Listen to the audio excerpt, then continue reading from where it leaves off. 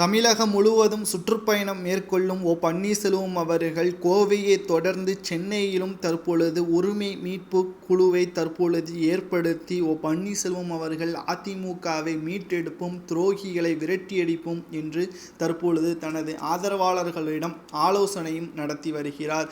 இதைத் தொடர்ந்து எடப்பாடி பழனிசாமி அவர்களும் பன்னீர்செல்வத்தின் செல்வாக்கு நாளுக்கு நாள் அதிகரிப்பதை தொடர்ந்து மாவட்ட செயலாளர்கள் கூட்டத்தை 3வது முறை சென்னை தலைமை அலுவலகத்தில் கூட்ட உள்ளதாகவும் நேற்று மாலை அறிவிப்பு ஒன்றை வெளியிட்டிருந்தார்.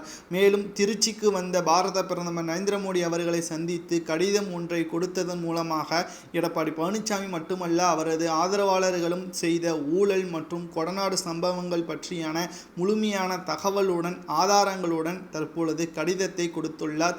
இதற்கான பதில் கடிதம் மட்டுமல்ல, டெல்லிக்கு அழைப்பதற்கான அழைப்பும் வரும் என நம்புகிறேன். ஒருவேளை அழைப்பு வந்தால் நிச்சயமாக அனைத்தையும் கூறுவேன் என்றும், அதற்கு பிறகு நாடாளுமன்ற தேர்தலில் அமமுகவுடன் சேர்ந்து நிச்சயமாக தென் மாவட்டங்களில் மிக பெரிய அளவில் பாஜகவிற்கு உதவிகளையும் நாங்கள் செய்வோம் என்று பன்னீர்செல்வம் அவர்கள் கூறியுள்ளார்.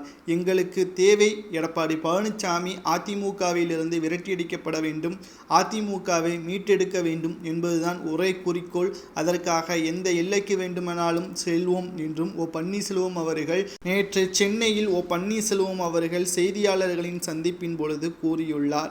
அதிமுகவின் தலைமையை மீட்டெடுப்போம், அதிமுகவை கைப்பற்றுவோம், அனைத்திந்திய அண்ணா திராவிட முன்னேற்ற கழகத்தின் துரோகிகளை விரட்டியடிப்போம் என்றும் பன்னீர்செல்வம் அவர்கள் கூறியுள்ளார்.